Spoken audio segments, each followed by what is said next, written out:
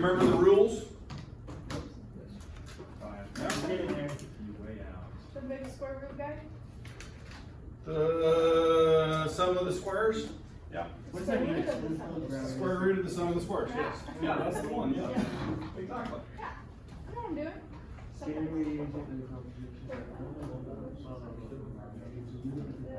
The uncertainty in each mass. Oh, I see, it's just telling us.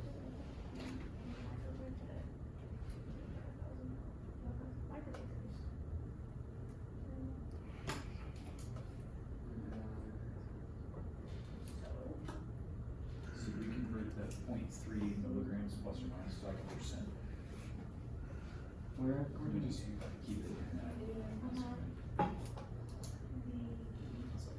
Oh, for each mass is that? So we just need to like, how many masses do we have? Just Do two. that, 2? Yeah, because you weigh out 983 and then.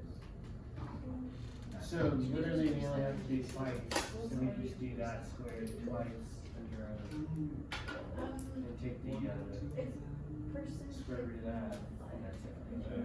Which I think this is all. So like, since there's only 2 masses, right? We squared that. Then we just Yes, that's what I'm. square that, I right? guess I don't need to do the. And add it together. You don't have to do the math. Yeah. All you gotta do is calculate here. Yeah. What? Right? What error are we So we doing? have to. Like I said, this isn't nearly as bad as you think it is, right? There are. Technically, I mean, I think they do the math. This I is don't In the the know. next few slides. This is one of 5, so I'm sure that they do. It looks like there's like There's two an errors. So, yeah, I this just one. need to For figure that out. one, so these those 2 errors squared. 100%. The sum of those 2 errors squared. Oh, and they're already in percent. Yeah. That's what I was saying. So you might want to set up the calculation and make sure that you're considering everything that would have error in it. That's one thing that I would do. Is even though it's already calculated for you, set it up and. I did the root of 0.3 squared plus 0.3 squared. Right. Which is Why what- is it?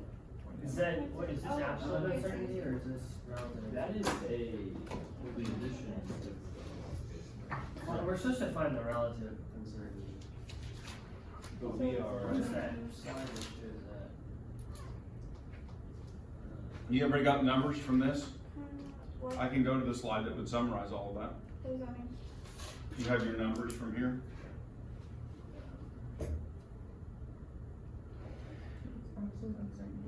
Is that helpful? Slide number 43. So, do I need to like, I don't need to do anything with these numbers together. Oh, it's together. That's all you do, right? Yeah, And this one is square. I'm not in the same slide.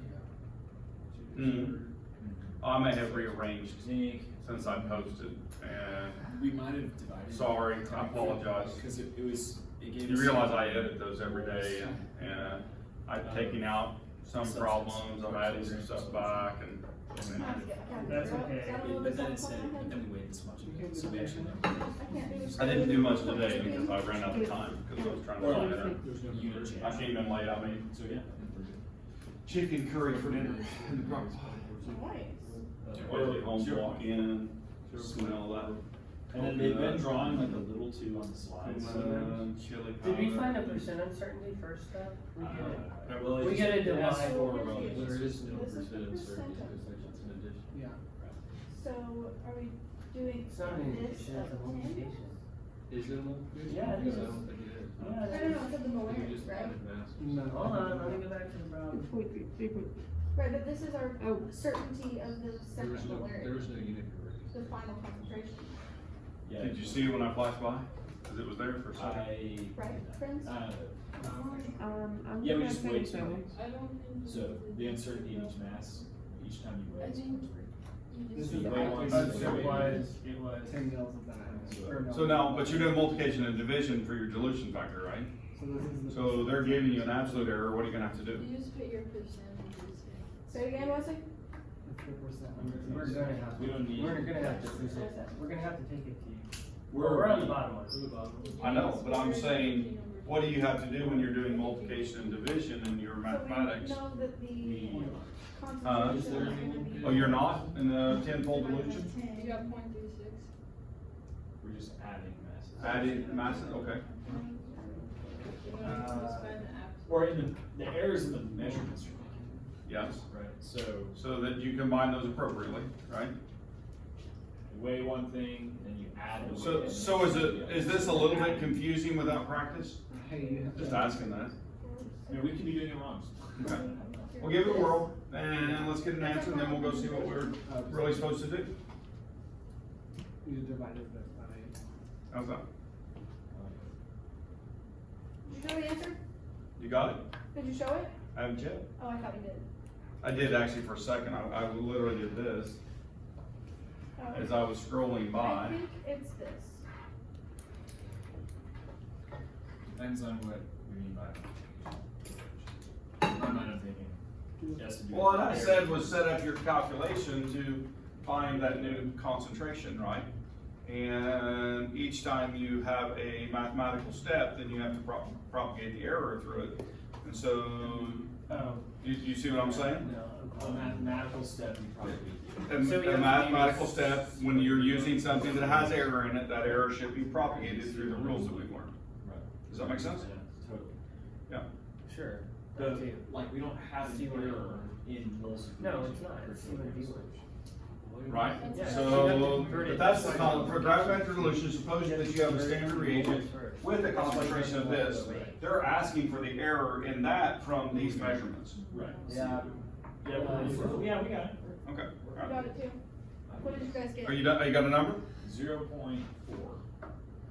Alright, here's the first one, 0.36. So the concentration is 0.00460 plus or minus 0.036%. Or if you take that out back to absolute, then 0.000017 molar. That's pretty good. Now that's pretty far out there, isn't it? That's what we got. Is that what you got? Okay. So now for the second one, then we're actually at 0.0308%, right?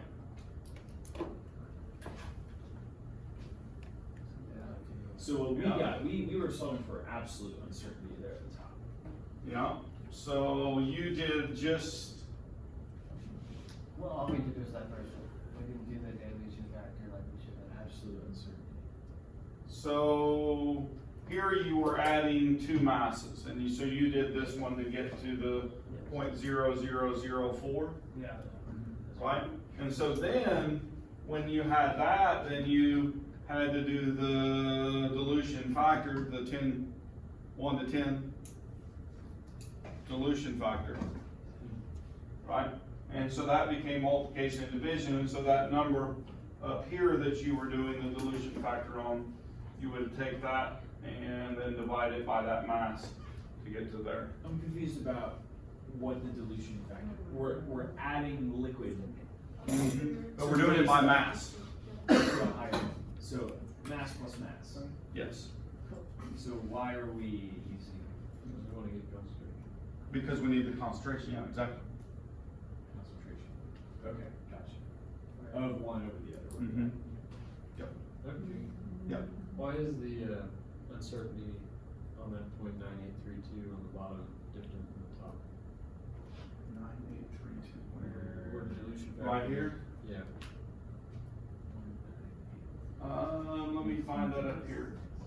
Oh, because that's, It's the percent or it must be in how they did the relative concentration. Cause they divided it. But it's the same here, it's the same, isn't it? It's the same thing. Yeah, cause you just divided the uncertainty. Okay, I've been doing this stuff. Like, it's this. Okay, so, yeah, so those are still the same, as far as I can tell. uncertainty. But anyway, so then when we get down here, one thing I want you to notice though, is that when I'm looking at this, is 0.000001, right? So I have a quick question for you. Then in a 10 times dilution, if we look at it in a percent perspective, right? Then the gravimetric dilution is has 10 times less error. You guys with me? And so for the same measurement, why do we use gravimetric when we want to be accurate? Because there's less error. We can be more precise in our measurements. So sometimes when we are doing that, is it more tedious to weigh solutions? Is it really a kind of a pain and those types of things? And then you have to make sure you deliver it all. And yeah, so it's not always as convenient as volumetric. Okay, that's the reason we don't. But anyway, if you guys want to test yourself, describe the volumetric dilution procedure that would be more precise than using a 1,000 microliter micropipette and a 10 microliter volumetric flask.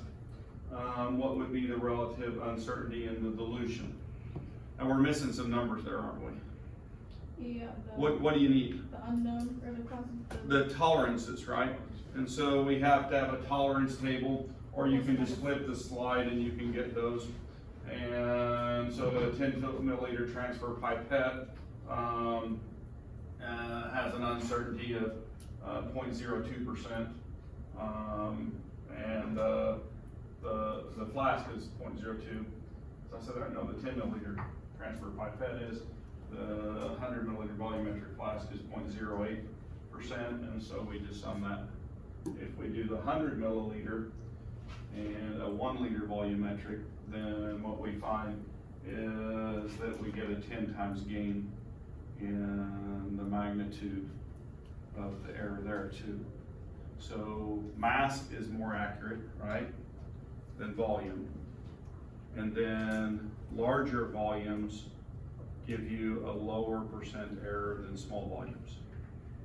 People want to use one of the little digital micropipettes over and deliver one with that because they know it's more accurate than delivering 10 milliliters with a glass volumetric pipette. That is absolutely wrong. Okay? And in fact, those little volumetric push button pipettes, they have to be calibrated, guys. They are off almost always. If you actually go check them on a balance, and the way you can do that is with water, and you put your beaker on the water, you tare it to 0, deliver 1 milliliter or 100 microliters, use the density and see what it should weigh, and they will almost always be off. We did that in biochem. And they were all off, weren't they? Yep. Every one of them. Well, pretty much. But just to let you know that. The crime lab that we're gonna go to, the Highway Patrol Crime Lab in Springfield, we wrote a spreadsheet years and years ago. When Lydia first started, she emailed me and said, hey, we're having to calibrate pipettes, and I need a spreadsheet which will pass or fail them. And so we came up with it, I helped her set it up, and then it went statewide, so everybody uses the spreadsheet that she wrote it. I just corrected a couple things. Does that make sense? So, and we used statistics to take the pipettes out of commission that were not appropriately calibrated. Cool? Yeah, so real world things happen out of stuff like this. Now, I'm gonna say we aren't gonna do it this way. This is just a few more rules. Okay, now actually I say that, I'm gonna make a homework assignment here in a little bit, and you're gonna do it this way at least once, with real stuff. This is for this expression, right? So if I wanna know the error in y, right? I wanna know the error in y, then it's a times e to the x, or that exponent times e to the x. So if I'm looking at this, y equals the square root of x, you guys can rewrite that as x to the 1/2, right? And so then if I'm taking the error in that calculation, then a relative uncertainty of plus or minus 2%, right? For the measurement, then if I look at the answer from x and bring that error from x into y, then it would be e to the y equals 1/2 that 2%. Okay, so the measurement x error can be put on the y side with this rule. Yeah, when I have a power. if I had a square there, what would it be? That's what this example is doing. So the error in X is plus or minus 3%. And so to find the error in the Y value, then I would take that X error and multiply it times 2, and so there's a relative error of 6% when I do that. So just like a ratio of It's how just, much of it's just showing you how to move that with the power function.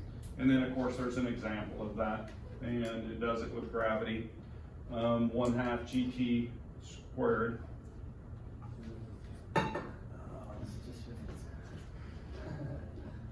An object falls. Is this like physics right here? Yeah. It is, isn't it? Distance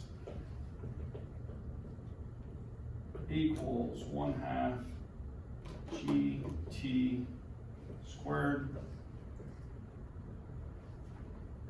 X Y. You guys see it? Yeah. So they do the calculation up there, and this is 1/2 9.81 meters per second squared times 2.34 seconds, and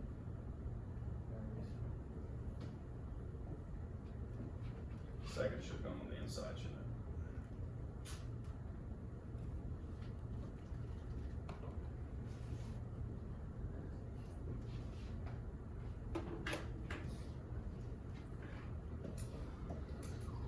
So I would go ahead and evaluate this, right?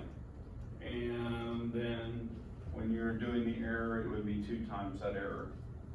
and there's no error. Okay, say there's like a So 1.0% error in the gravity, just because you want to say that. yes, you want to say that there's an error in the distance measurement. Or no, I'm changing the question. Oh, we okay. already know there's 1.0% error in the time. Yes. What if there was percent error, the same 1.0% error in the gravity? So Then that would be in two- this side of this expression, I'm gonna say it's the whole side of that expression, it's saying that there's a 1% error. Does that make sense? I guess I'm trying to ask a question about like what to do if you're multiplying 2% errors by each other, and one is squared. Well, then you use the other rules that we've been doing, if you're doing a multiplication. Yeah, So this is just, when I run into this circumstance, if there's error in those measurements, then that's what I would do. Okay, so I would propagate them normally to find the error on that right-hand side. This question is saying that when I do that, it's 1%, and so when it's 1% and I have the square, then I would propagate that by then multiplying that 1% times 2, and so all your rules still apply. Okay, this is just showing you an additional rule because this one comes up a lot in scientific measurement, right? So, and then it actually, so this is showing that relationship, and so the 1/2 GT squared, and so it's taking that 2 and calculating that percent error in the distance by 2 times that error, 2 times 1%. If we, there's actually a test yourself, which is kind of, where did that go? I thought there was, I moved that.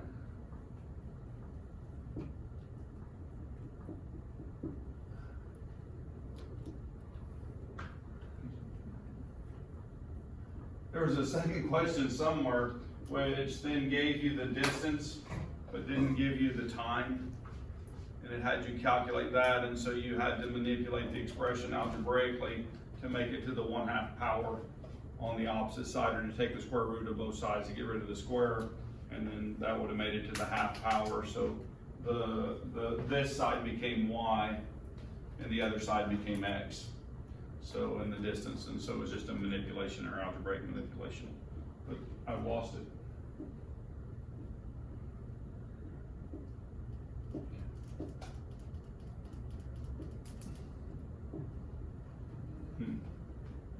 So And this is talking about why you don't do this rule in this situation, and it gives you the relationships, and that when you have something that's squared, then the relative uncertainty increases at a higher, to a higher value than you do when you just multiply those two terms together. And so anyway, it's just showing you that you need to watch and make sure that you do it appropriately. Pay attention to your mathematics. Now, I will also say that in those relationships that sometimes we by hook and crook get to the end point. And so if you're doing your best to do it appropriately, then normally it's acceptable. If you did it wrong, somebody would catch you. Does that make sense? And that does happen. I actually reviewed a paper one time, and everything they calculated in terms of error was wrong. I sent a response to that, and they corrected it. And How wrong was it? Like, do what? How wrong was it? Like, where did they go wrong? I don't know how they got to where the numbers that they had. I sent I believe that your errors calculated incorrectly, and I gave them an example of how I calculated it. And then I went actually down and talked to Craig about it because I wasn't here. And Craig Hale was our statistician, and I said, here's the way here's their error numbers, and I said, I can't figure out how they got there. And here's what I did, and he said, yeah, that looks good. He actually changed one thing that I'd done, but statisticians do that, right? And so then I showed them an example and sent it back, and it took about 3 or 4 weeks, and I got it back again for a second review, and they had corrected all that.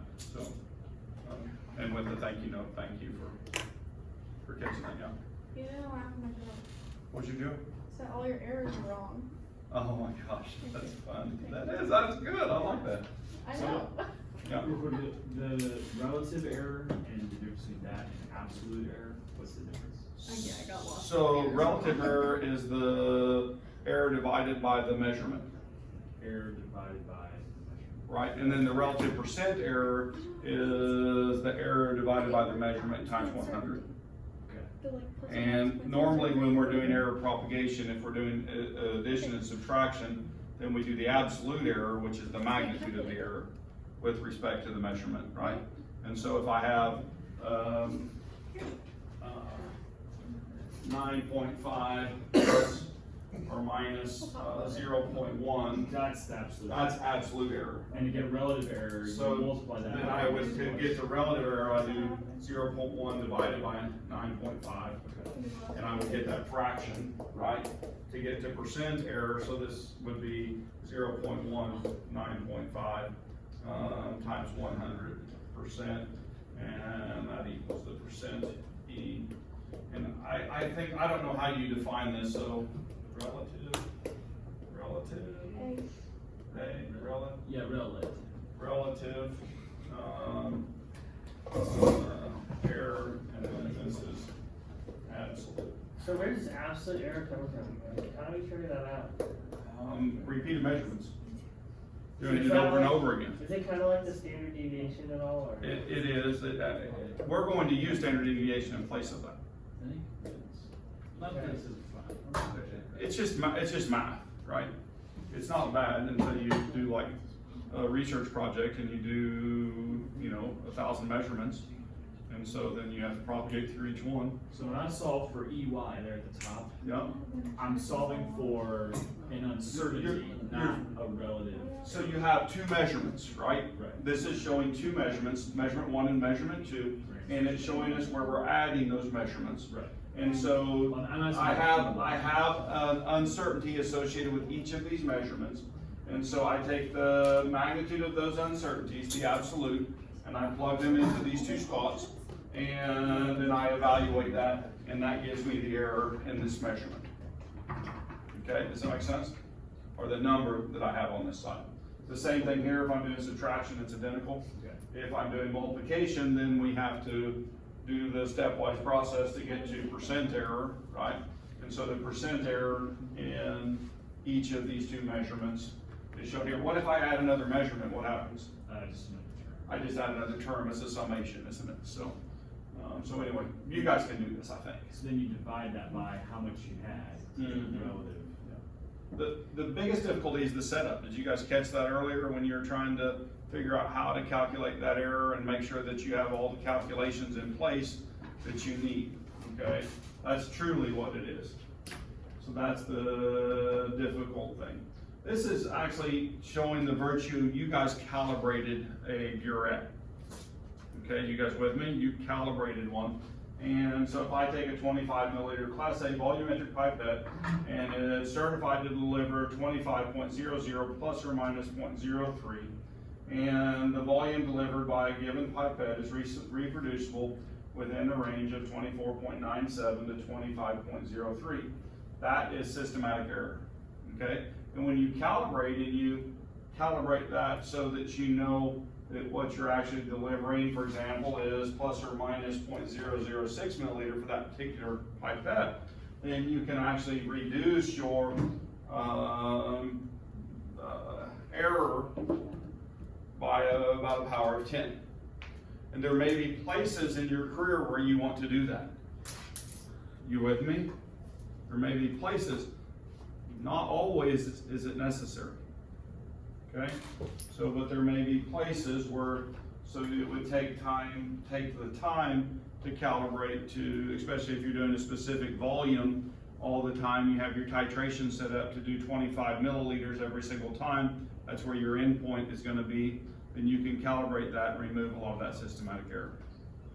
Cool? Yeah. So, and we do that, how do we calibrate a burette? What are we using? Density. Density and what's the measurement to calibrate with? Mass, which is more accurate. Have I beat that in you guys enough yet? that's smart. Mass is a more accurate measure, way more calibrated appropriately, right? And we've learned that that makes a difference too. All right, I have a real homework assignment. Okay, this is a real paper homework assignment. I want you to take your calibration of the burette. You should have your lab notebook copy of that. And I want you guys to do a calculation for me. For one of the runs, I want you to take the tolerance of your burette and the balances, and I want you to walk through that calibration process and propagate the error from step one to the final answers that you got. So one of your data points should have an error calculated for it. Can you do that?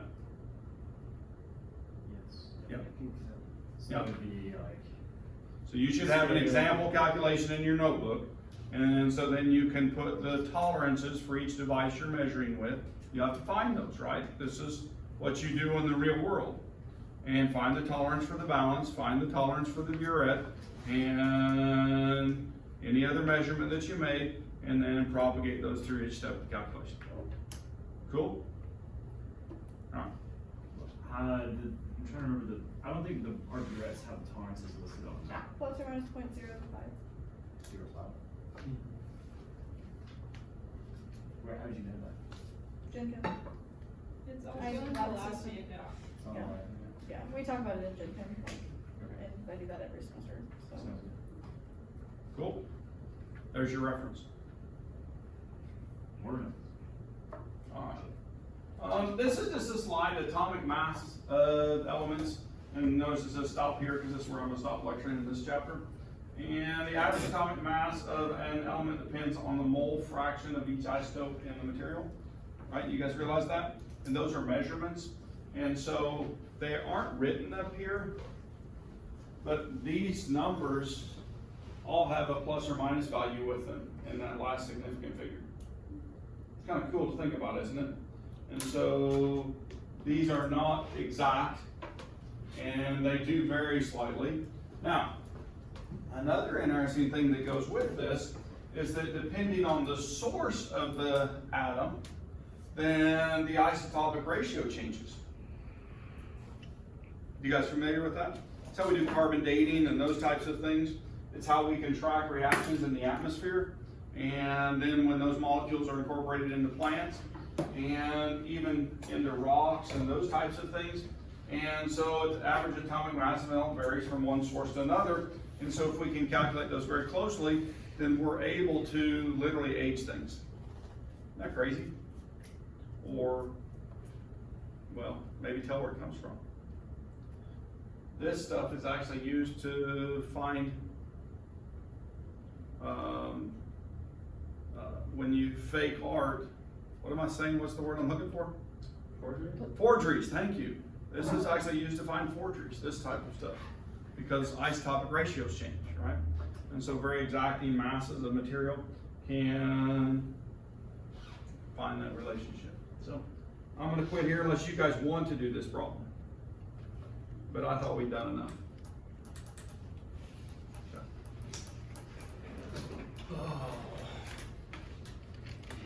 Let's go to the next chapter, and which is chapter 4.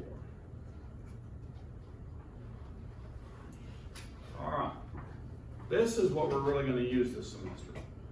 We're going to try to do all of our measurements in triplicate and or higher. And so when we do that, then what we do is open the opportunity for statistics and probability.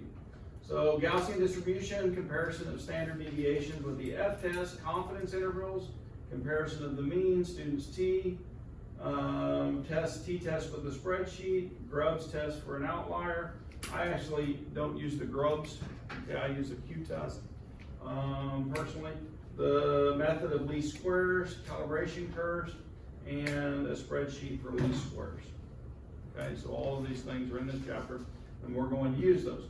This is a point where I remind you, if you have not put in your lab data in the spreadsheet that's on the desktop of the computer in the classroom, right? Anybody, not classroom, but the laboratory, anybody not put their data in there? Put your data in. Okay. Okay? So find your indicator on the tab and then put your data in. And so we'll start working on that. By data, what goes on there? There's columns. Okay. You just fill in the columns that you have information for, look what Right. everybody else did, and it's pretty easy to follow along. Okay? You'll put your name on your data so we'll know, we can calculate a standard deviation for your data and then use that to calculate the S pool. Okay? Cool? Interesting. Oh, you got this. Interesting. Yeah, you got it. I didn't see it. It's not that hard. So, I want to pass out. There's blood. You are? No, I'm kidding. Blood doesn't make me crazy. See it? Yeah. So good blood sugar, right? 90. I believe that's in milligrams per deciliter. Yeah. So anyway, do these numbers mean anything? Everything is a measurement, isn't it? And if I do repeat measurements, so run a control sample to test one's technique and a glucose meter. And so if I'm looking at this, they made 1, 2, 3, 4, 5 runs on the same blood. Are you with me? And when they did, they got how many different answers? 5. So if I'm doing this, then the average for this is 91.4. Now, how do we calculate the average? Everybody knows this, right? We summed it and divided by the number. Okay? Now, if this is the population, then that's the mean of that, right? The average becomes the mean, a population mean, if we have all of the data. And so anyway, now, if I have a control concentration of 99 milligrams per liter, is that giving the same answer? No. It appears not to be. Is there a way to confirm this? To compare the true answer to the one that was determined experimentally? Yeah, there's a process to do that. Okay? And so you can't just put the numbers together beside each other and say those aren't the same without verifying that through statistics if you're going to report that in some kind of journal or report in a business. Does that make sense, guys? So now, to us it seems obvious there. If that's not 99, that's 91.4. Okay? But we can statistically show if that's a malfunctioning meter. Cool? That's what this slide. Statistics give us tools to accept conclusions that have a high probability of being correct or have a probability of being incorrect. Okay, so that's what we're doing. Now, does that mean it's the correct answer? Are the statistics right every single time? No, it's only a probability. Now, we can make those probabilities different weights. All right, in science, it's common to do a 95% probability. Okay, but I can drop that to 90 and make my data fit in there better. Right? Is that done sometimes? Oh, yeah. Yeah, to include some stuff that maybe shouldn't be included, or even drop to 80% probability. Yeah. So we'll talk about that. And so anyway, statistics are tools, but they have to be used appropriately. And yeah, and I know that students are wrong 99.9% of the time. Right?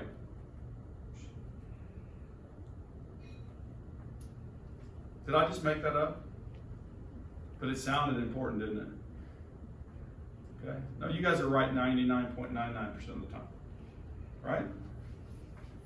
I don't know about that, let's. So it's somewhere in between those two. Yeah. All right. If we repeat an experiment many, many times, okay, then, and if those errors are purely random, then what's interesting is the results have a tendency to accumulate around a center value. Okay? And when we do that in that way, if it's unskewed, then if we graph that data, we come up with this curve called the Gaussian curve. We can fit that curve to our data. Okay, you guys with me? Now, an interesting number that comes out of these Gaussian distributions, so here's our mean at 26.6, and there's another thing, this little s is the standard deviation. Okay, and so that standard deviation is actually measuring width of that curve. Okay, and when I actually do 3 standard deviations, 3 times that, then I get most of my data on one side of that curve encompassed. You guys with me? So in other words, the standard deviation is telling me how big the uncertainty is in that measurement, how wide it is based on that curve. So if I want very tight, precise data, then I want a very small standard deviation. You guys catch that?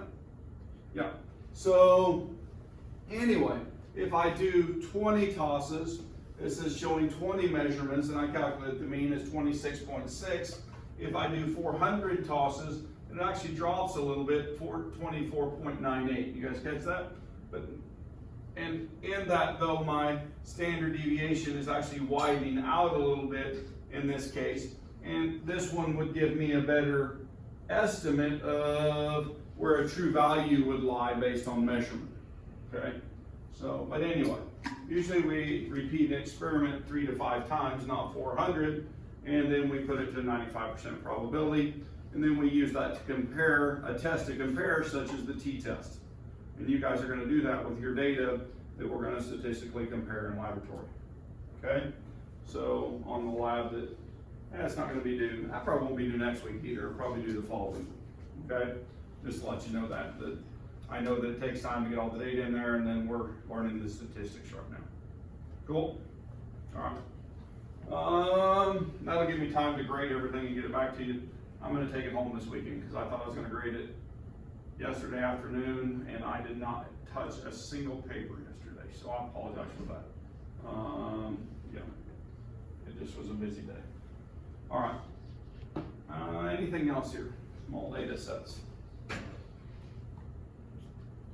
So if I'm looking at the 2 curves that are shown over there on the right-hand side, which one? Well, actually, I'm going to say one statement. They have the same area under them. Okay. And in fact, if I'm looking at those, they have the same mean. You guys see that? Right? If they have the same area under them, it's the same number of measurements, right? You guys with me? So if I'm looking at that, then which set of data is tighter to that mean with reference to the measurement? Tall one. The tall one, right? So, and that one has a smaller standard deviation, okay? The averages are the same, right? And so that's what we're measuring. Now, there's two, this is an average, right? You guys with me? X bar, and that's what we use almost always, okay? X bar. But as I increase my number of measurements, I approach mu, which is the true mean, okay? Now, this really doesn't, in my mind, these are calculated identically, right? But when I'm actually doing standard deviation, they are not. Okay, so you should be aware of that. This is the standard deviation on a limited number of measurements, and this one is the population standard deviation. Okay, and so when I'm doing the calculations and I'm looking at that, then S becomes n minus 1, where if I have the entire population, I can leave that as n. You guys with me? Yeah. What determines like the entire population? Well, if I have every measurement that could ever be made on that. Now, which becomes unrealistic in some situations. You with me? So that's why we use statistics, so we don't have to make a million measurements. And in fact, our error becomes limiting anyway with much, much less measurement than that. Okay? So anyway, how closely the data are clustered about the mean is the standard deviation. All right. So the smaller the standard deviation, the more closely the data is clustered. And what that means is the reproducibility is high. And if we're accurate, then the nearness to the truth, right? The true answer. You catch that? Yeah. And so experiments with a small standard deviation are more precise than experiments with a large standard deviation. Greater precision does not mean greater accuracy. Not at all. Because can we have standard error? We've measured a mean, and could it be off by, oh, let's say 10 units on the glucose meter? All right, you guys with me?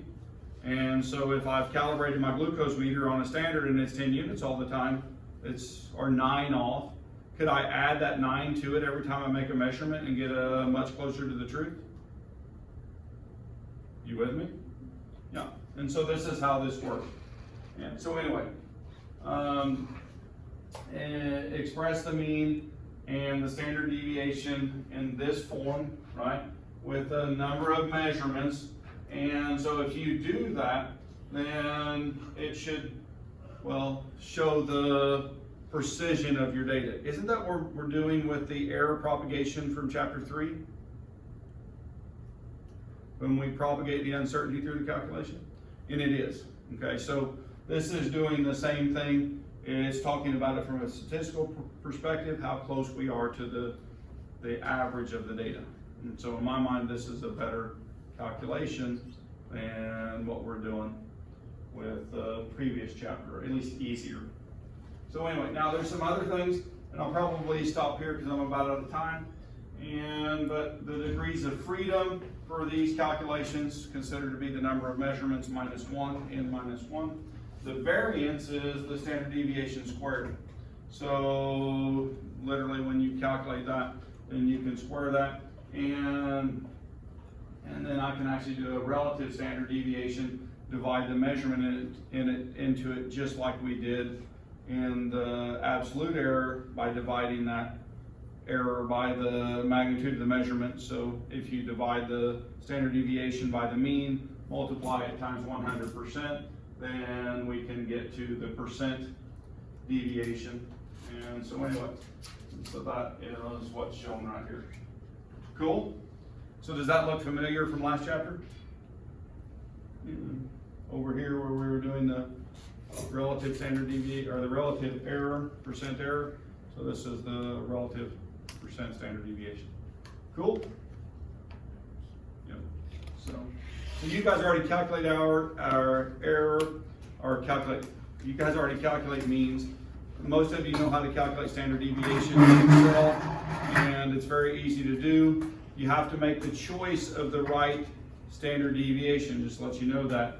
that you have multiple options and you want it, the one that has the degrees of freedom when you're doing data of n-1. I think it was the one that had the letter D after that. Yeah, I have to look at that to know which one it is. I have to click on them every year when I teach this, which is every other year, to go back and remember. It used to be there's only one choice, they only did that one calculation. But, They added the pooled one. what? They must have added that pooled one. Oh, yeah, I mean,